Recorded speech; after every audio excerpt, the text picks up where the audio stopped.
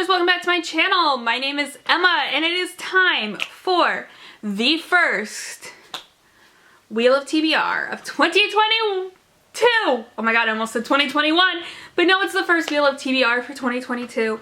I am so excited. These are always some of my favorite videos to make each year or each month. I have made a few adjustments to the game, but I haven't actually made them yet, if that makes sense.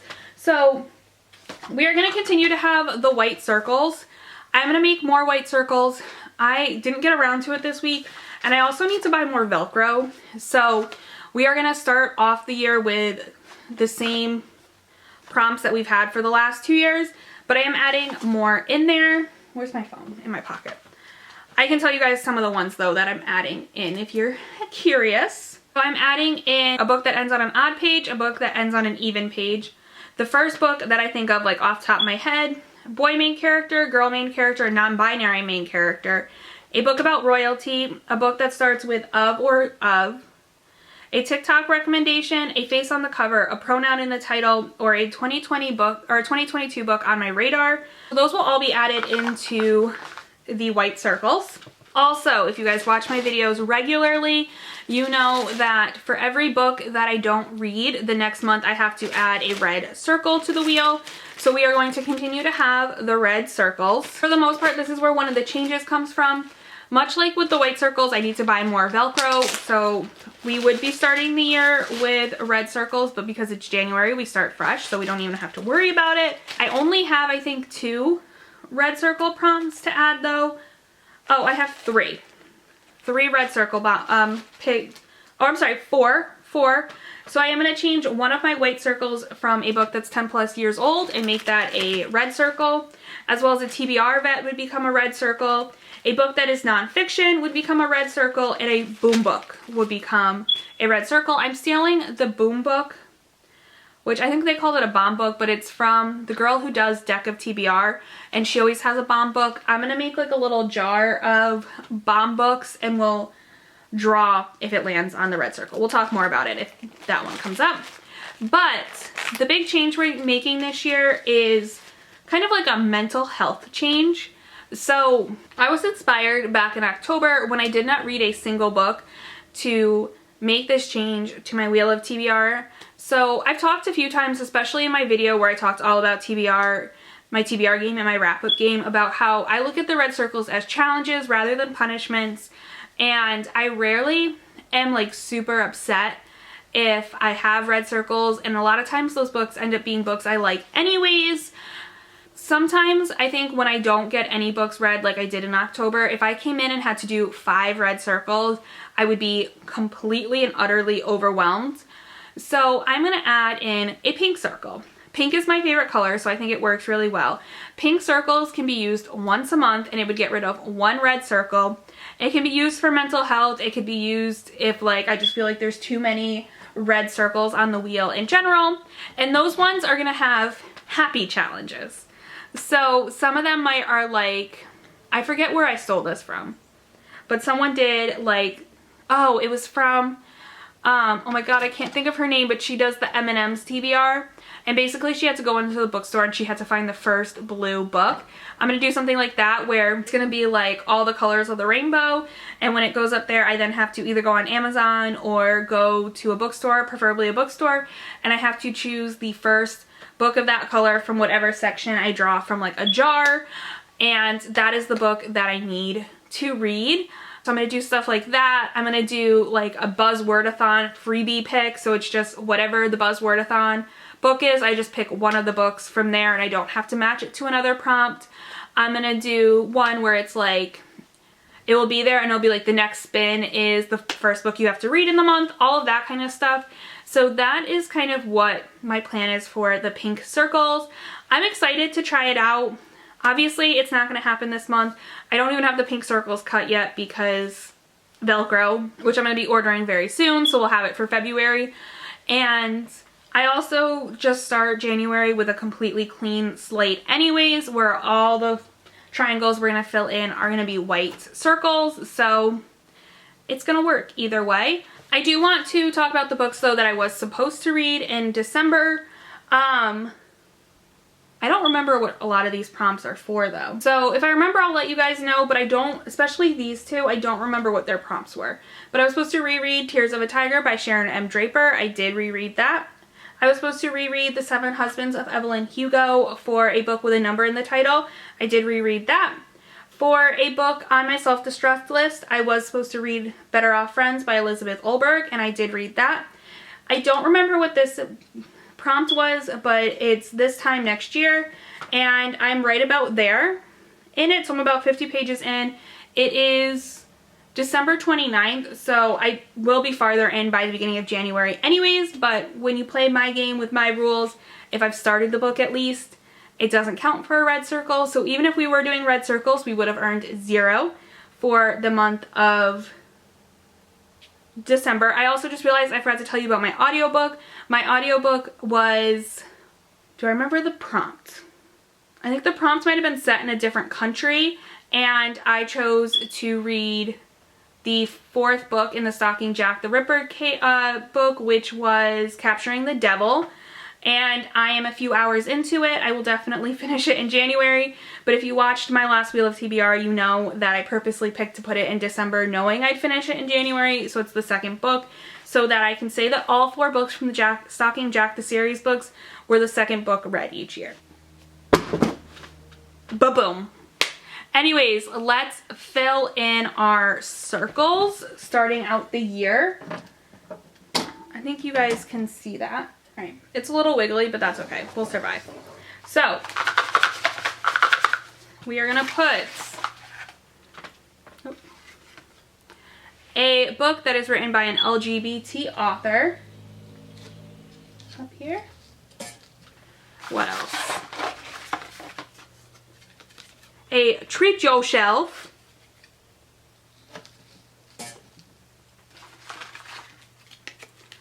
A standalone.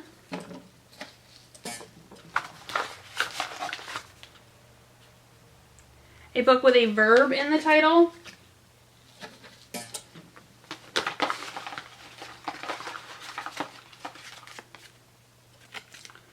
A person of color author.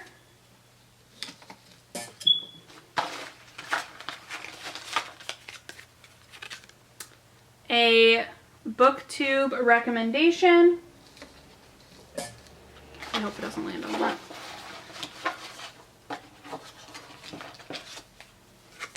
A book with a character's name in the title.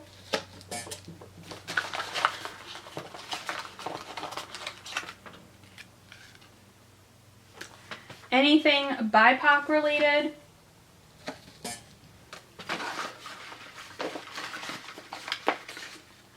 Taking forever. I always worry about this.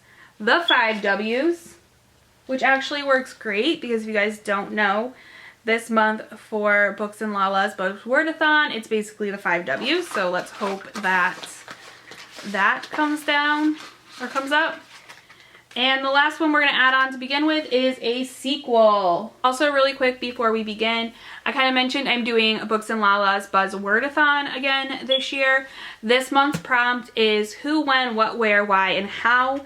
And I did go and I pulled the books that I have on my shelf that fit that prompt. I actually left one of them upstairs. I have a book called What My Sister Knew upstairs. If I end up picking that, you guys will see it. I also have When Dimple Met Rishi, which could fit into a person of color author, a character name in the title, or the 5 W's. So I think we have a good chance of getting this one on there. And or I also have The How and the Why by Cynthia Hand, which if you guys watch my channel, you know I've been trying to read forever. So I'm really hoping we can put this one on there.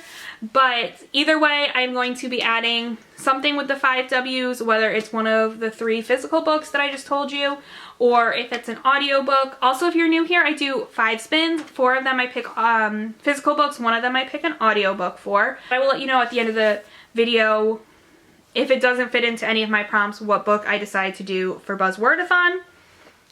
And yeah, I think we're ready to go. Are you ready to go? Because I'm ready to go. Oh, I didn't mean for that blue to be showing. And here we go. Spin number 1.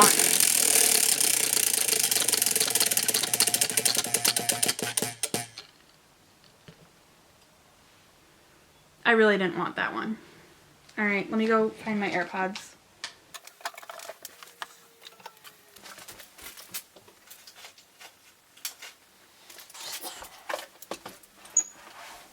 Oh, I have like no battery left in my AirPod. That's fantastic.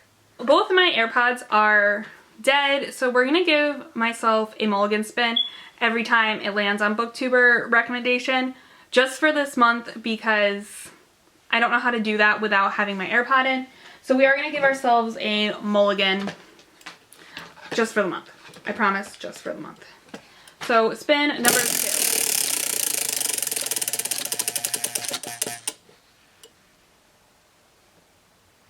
A book with the 5 W's.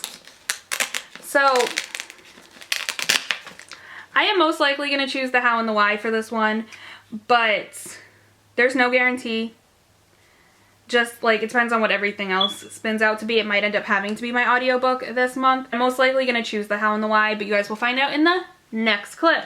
So the wheel spun a 5 W's circle, and this should not come as a surprise to literally anyone, but for the 5 W's, I did choose The How and the Why by Cynthia Han. This book has been on my radar for the last 2 years. I've put it on a couple of TBRs and I haven't gotten around to read it, but because it is the Buzzwordathon Pick, it actually is probably going to be the first book that I start in January. To read you guys the summary for like the 1500th time, it says, "Dear X, today Melly had us writing letters to our babies. I can't imagine you as an actual baby, let alone an 18-year-old person reading this letter. I am not even 18 yet myself. Cassandra McTurney has a family. One with a loving mother and a father too full of cheesy dad jokes for his own good. They're the best parents a girl could ask for. They've given Cass a life she wouldn't trade for the world. She has everything she needs except maybe one thing she wants. Like to know who she is, when she came, and where she came from. Questions about her adoptive parents that no matter how much they love her, can't answer. Mysteries she feels she can't solve. Cass can't stand the thought of hurting the family she has by searching for a woman she's never met. But 18 years later, a teenage girl wrote Cass 18 years ago, a teenage girl wrote Cass a series of letters. Letters that have been sealed by the Idaho Bureau of Vital Records since the day she was born. Letters that might just hold the answers Cass has been searching for. Clues waiting to be found." Like, it just sounds so good to me. I know people who have been adopted. I've seen the good of adoption. I've seen the bad of adoption. And I don't know. I really want to read it. I really hope that I've not been hyping this book up in my head too much and that I end up hating it, but I have a good feeling about it. So for the 5 W's, The How and the Why by Cynthia Han. Alrighty, and it's time for the next circle. We're gonna add this. What's this? A book with a number in the title. Also, if you are new to my channel, it cannot land on this yellow one until the next spin. So spin number 2 can't end up on the yellow circle, but spin number 3 can, and so forth. And spin number 2.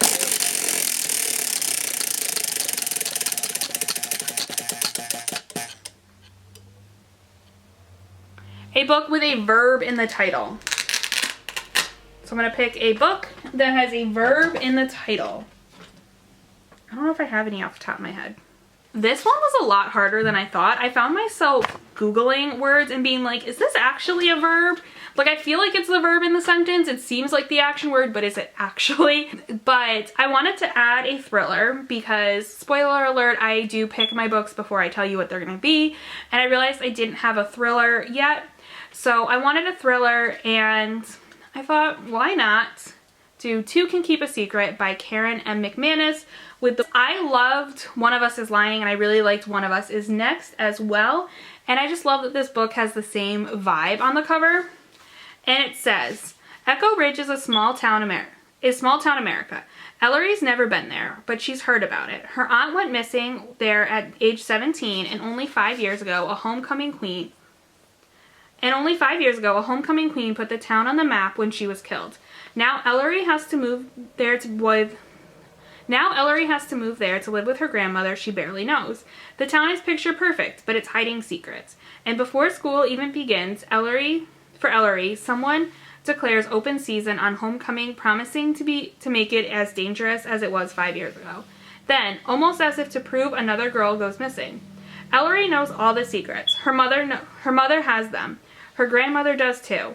And the longer she's in Echo Ridge, the clearer it becomes that everyone there is hiding something. The thing is, secrets are dangerous, and most people aren't going to keep them.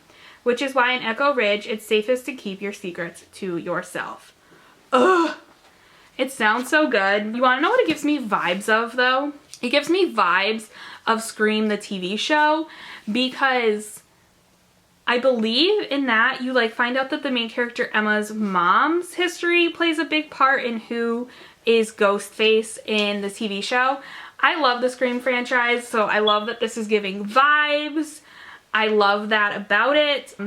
And yeah, so I'm excited. It's definitely something that I probably will enjoy. I still like YA thrillers. I don't know. We'll see. But yeah, I am going to definitely give this one a try and see what happens. And our third replacement is going to be, that's facing me, I want it to face you first. A reread.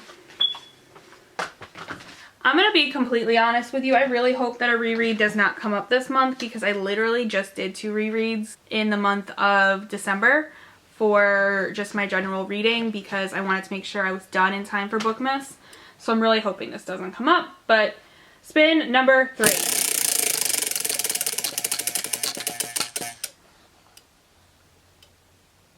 An LGBTQ plus author!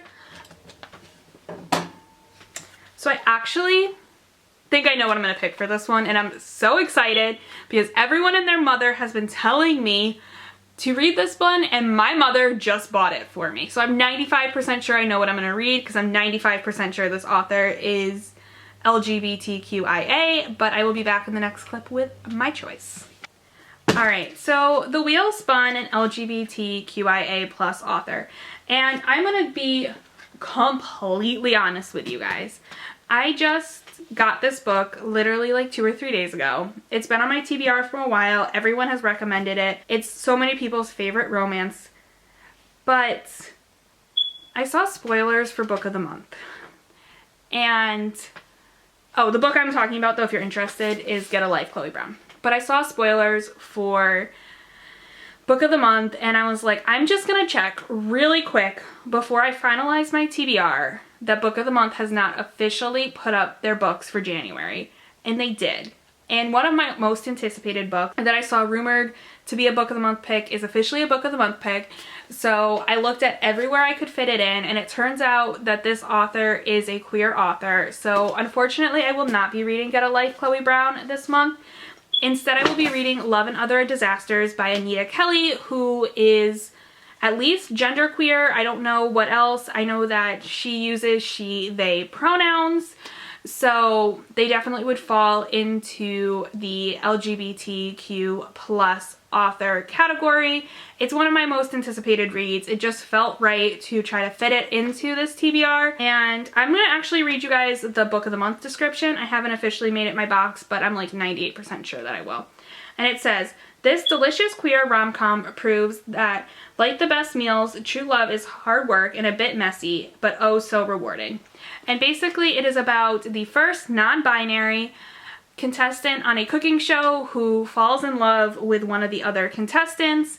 And I don't know, I'm very excited about it. I love reality TV. I have never read a book set in reality TV, but I have a whole bunch of them on my TBR, so I'm very excited to try to start checking those off.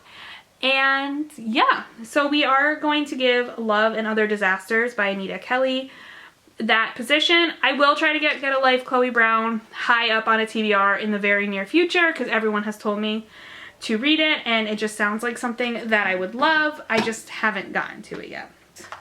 And circle number 4 replacement is going to be this. A multi-author. You know your girl likes a book with multiple authors.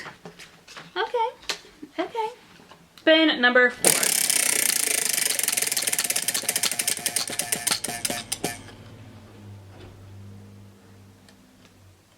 A standalone. So this is any book that is a standalone. He wheel spun a standalone, and I have so many standalones up on my shelf that it's not even funny. But one of my goals this year is to try to make it through my book of the month, and when I looked over and I saw a book of the month, I was like, it's fate. It's what I need to read. And I'm going to be reading Malibu Rising by Taylor Jenkins Reid. I also realized recently that your girl has not read a new Taylor Jenkins Reid in 2 years. So let's kick off 2022 with a new Taylor Jenkins Reid, or new to me, I should say. This also was my June pick of the month last year. And it says, Malibu, August 1983. It's the day of Nina Riva's annual end of summer party, and the anticipation is at a fever pitch. Everyone wants to be around the famous Rivas. Nina, the talented surfer and supermodel, brothers Jay and Hud, one championship surfer, the other a renowned photographer, and their adored baby sister Kit. Together, the siblings are a source of fascination in Malibu and in the world over, especially as the offsprings of legendary singer Mick Riva. The only person not looking forward to the party of the year is Nina herself, who has never wanted to be the center of attention and who has been very publicly abandoned by her pro tennis husband. Oh, and maybe Hud, because it's a long past time for him to confess something to the brother from whom he has been inseparable since birth. Jay, on the other hand, is counting the minutes until nightfall when the girl he can't stop thinking about promised she'd be there. And Kit has a couple of secrets of her own, including a guest she invited without consulting anyone. By midnight, the party will be completely out of control. By morning, the Riva mansion will be gone up in flames. But before that first spark, in the early hours before dawn, the alcohol will flow, the music will play, and the loves and the secrets that shaped this family's generations will all come rising to the surface. Malibu Rising is a story about one unforgettable night in the life of a family, the night they each have to choose what they will keep from the people who made them and what they will leave behind. It sounds really good. I'm very excited. I did just recently reread The Seven Husbands of Evelyn Hugo, as you guys know from the beginning of this video, and I knew that there was a character from The Seven Husbands of Evelyn Hugo who made an appearance in this book, and I'm so glad that I waited until having Evelyn Hugo somewhat clear in my mind to try to pick this one up, because I don't think I would have remembered Mick otherwise. And yeah, Malibu Rising. The final replacement for the first wheel of TBR is going to be a book that has an adaptation. A book with an adaptation. Okie dokie, artichoke. And here we go. Spin number 5.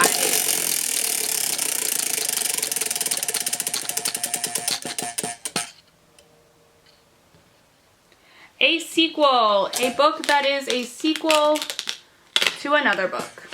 The wheel spun us a sequel.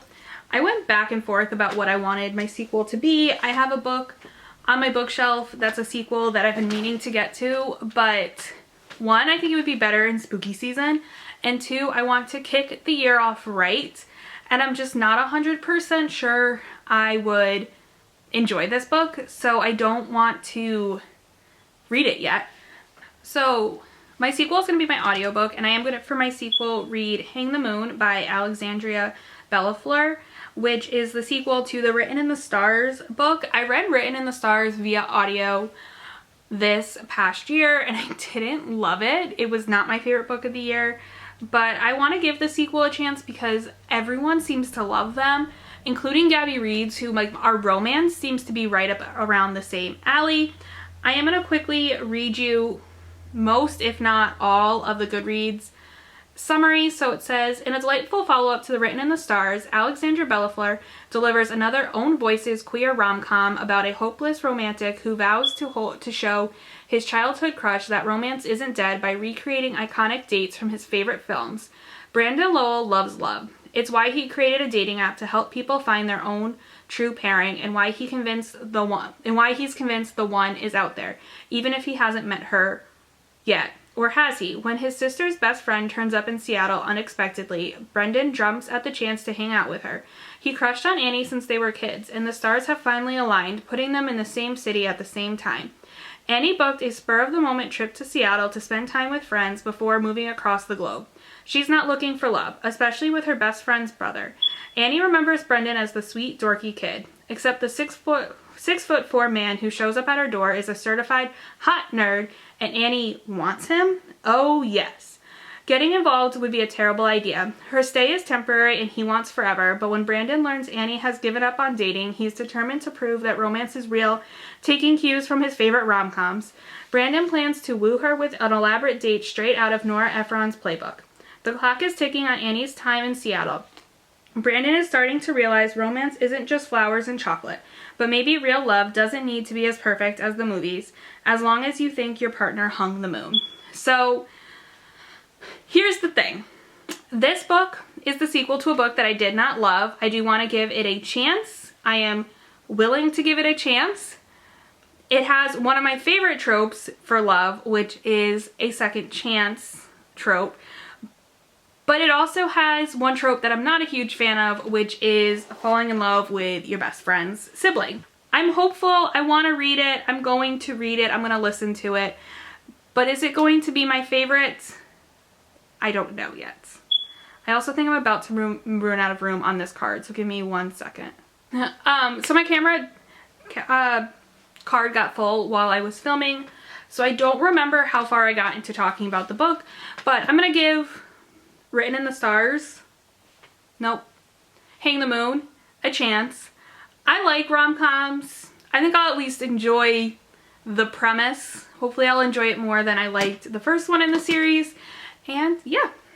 Alright, and here are most of the books that I'm going to be reading this month. As a reminder, I will also be reading Hung the Moon and Love and Other Disasters. And for just the prediction of how I think I'm going to enjoy the books, because I didn't love the first one in the series, Hung the Moon is going to have to be in the 5th place, followed by Two Can Keep a Secret, then Malibu Rising. I'm going to put Love and Other Disasters in the 2nd place, and How in the Why in the book that I think will be my favorite book of the month.